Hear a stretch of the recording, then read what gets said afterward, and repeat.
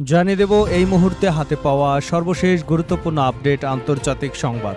শুরুতেই থাকছে যুক্তরাষ্ট্রকে চূড়ান্ত বিধ্বংসী জবাবের হুঁশিয়ারি ইরানের। ইরানের বিরুদ্ধে ইতিহাসের সবচেয়ে কঠোর অর্থনৈতিক নিষেধাজ্ঞা আরোপের হুমকি দিয়েছে যুক্তরাষ্ট্রের প্রেসিডেন্ট ডোনাল্ড ট্রাম্প। এই হুমকির জবাবে এবার কঠোর হুঁশিয়ারি দিয়েছে ইরানও। স্পষ্ট ভাষায় তেহরান জানিয়ে দিয়েছে, যুক্তরাষ্ট্র নতুন করে কোনো চাপ প্রয়োগ করলে তার চূড়ান্ত বিধ্বংসী জবাব দেওয়া হবে। এবারে জানাবো, কিম জং উনের সঙ্গে বৈঠক চান ডোনাল্ড ট্রাম্প। উত্তর কোরিয়া বলছে এখনই নয়। যুক্তরাষ্ট্রের প্রেসিডেন্ট ডোনাল্ড ট্রাম্প চলতি বছরের শেষ দিকে উত্তর কোরিয়ার নেতা কিম জং উনের সঙ্গে বৈঠকের আগ্রহ প্রকাশ করেছেন। তবে পিয়ংইয়ংয়ের শীতল প্রতিক্রিয়া ইঙ্গিত দিচ্ছে, দুই নেতার ব্যক্তিগত সম্পর্ক চমৎকার হলেও বৈঠকে বসতে ওয়াশিংটনের সামনে কঠিন শর্ত দিতে পারে উত্তর কোরিয়া। জানাবো, আমরা কখনো যুদ্ধ শুরু করিনি, তবে সামরিক আগ্রাসন মেনে নেব না। ইরানের ভারপ্রাপ্ত প্রতিরক্ষা মন্ত্রী সৈয়দ মজিদ ইবনে আল রেজা বলেছেন, তার দেশের সশস্ত্র বাহিনী কখনো কোনো যুদ্ধ শুরু করেনি, তবে ইরানের স্বাধীনতা, ভূখণ্ড ও নিরাপত্তার উপর কোনো ধরনের সামরিক আগ্রাসন মেনে নেওয়া হবে না। এদিকে মুসলিম দেশগুলোর সম্পদ ও কাঁচামাল লুট করতে চায় শত্রুরা গালিবাফ। মুসলিম দেশগুলোর সম্পদ ও কাঁচামাল লুট করতে শত্রুরা তৎপর বলে মন্তব্য করেছেন ইরানের পার্লামেন্টের স্পিকার মোহাম্মদ বাঘের গালিবাফ। একই সঙ্গে যুক্তরাষ্ট্রের আরোপ করা বাণিজ্য নিষেধাজ্ঞা মোকাবেলায় পরিকল্পনা নেওয়ার আহ্বান জানিয়েছেন তিনি। এবারে থাকছে যুক্তরাষ্ট্রের উড়োজাহাজ বিধ্বস্ত, ৮ আরোহী নিহত। যুক্তরাষ্ট্রের আলাঙ্কা অঙ্গরাজ্যের পশ্চিমাঞ্চলে একটি দূরবর্তী রাডার সাইটের কাছে চার্টার উড়োজাহাজ বিধ্বস্ত হয়ে ৮ আরোহী নিহত হয়েছেন।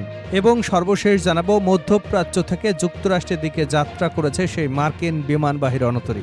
ইরান যুদ্ধে অংশ নেওয়া মার্কিন বিমানবাহী রণতরী ইউএসএস আব্রাহাম লিঙ্কনের কাজ শেষ হয়েছে। প্রায় ৫,০০০ নাবিক ক্রু নিয়ে রণতরীটি গত বৃহস্পতিবার যুক্তরাষ্ট্রের সান দিয়েগোর উদ্দেশ্যে রওনা শুরু করেছে। প্রায় ৯ মাস ধরে এটি মধ্যপ্রাচ্যের আশপাশে সামরিক অভিযানে মোতায়েন ছিল।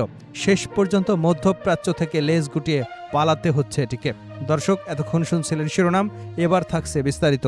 অনুরোধ থাকবে, ভিডিওতে একটি লাইক দিন, কমেন্টস করে জানিয়ে দিন এই ভিডিওটি আপনি কোন জেলা থেকে দেখছেন এবং শুনছেন।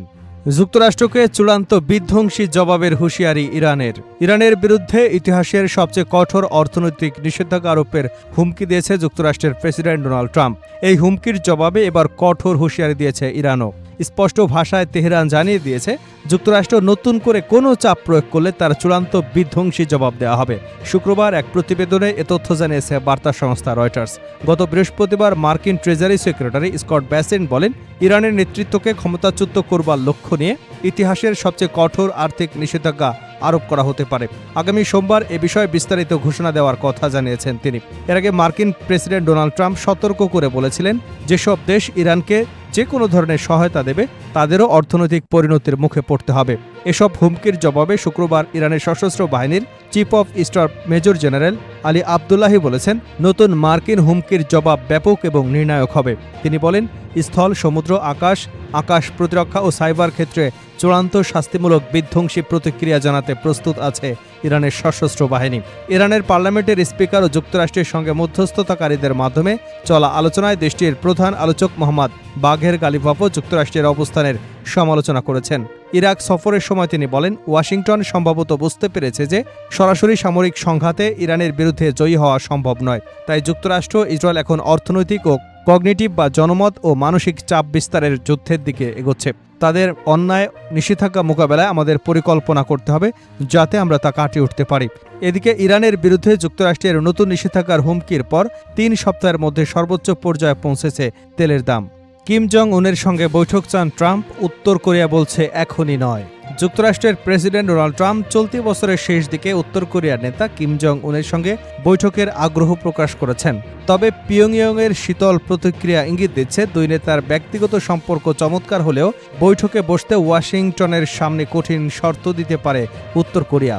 খবর রয়টার্সের। চলতি সপ্তাহের শুরুতে ট্রাম্প হঠাৎ করেই দক্ষিণ কোরিয়ার সঙ্গে যুক্তরাষ্ট্রের যৌথ সামরিক মহড়ার পরিসর কমিয়ে দেন। তিনি এসব মহড়াকে উত্তর কোরিয়ার প্রতি বৈরী বলে মন্তব্য করেন। বুধবার তিনি বলেন, চলতি বছরের মধ্যেই কিমের সঙ্গে তার বৈঠক হবে বলে তিনি আশা প্রকাশ করেছেন।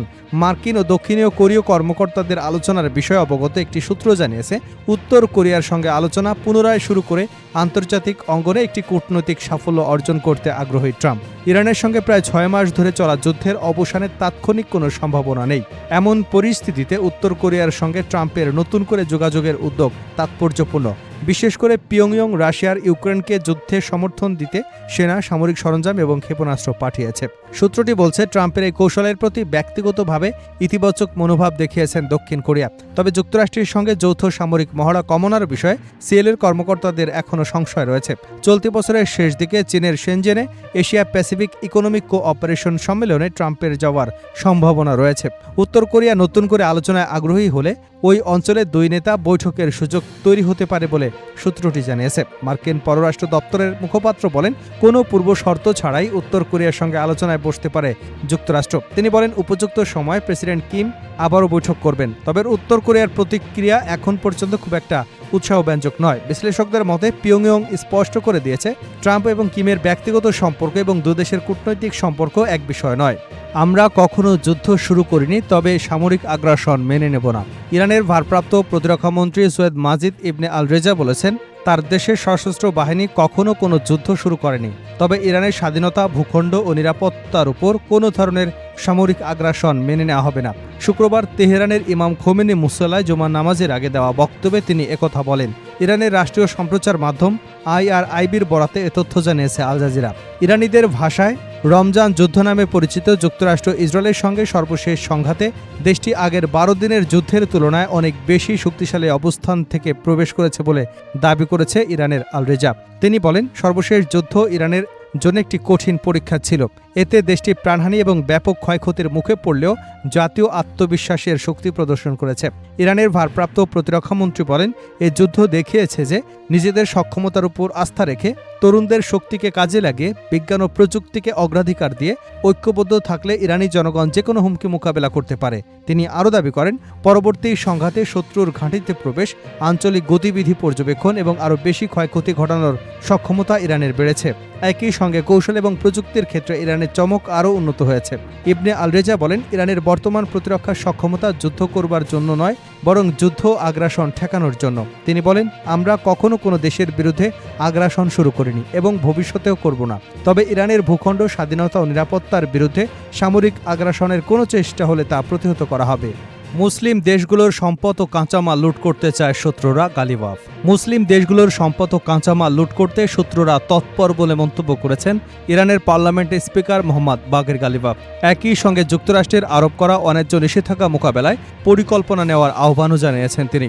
শুক্রবার ইরাকের রাজধানী বাগদাদে ইরানি এবং ইরাকি ব্যবসায়ীদের সঙ্গে এক বৈঠকে এসব কথা বলেন গালিবাফ। তিনি বলেন, মুসলিম দেশগুলোর সম্পদ ও কাঁচামালের দিকে তাকালেই বোঝা যায় শত্রুরা সেগুলো লুট করতে চায়। তিনি অন্যায্য নিষেধাজ্ঞা মোকাবেলা করতে তা কাটিয়ে উঠতে পরিকল্পনা করতে হবে বলে জানিয়েছেন।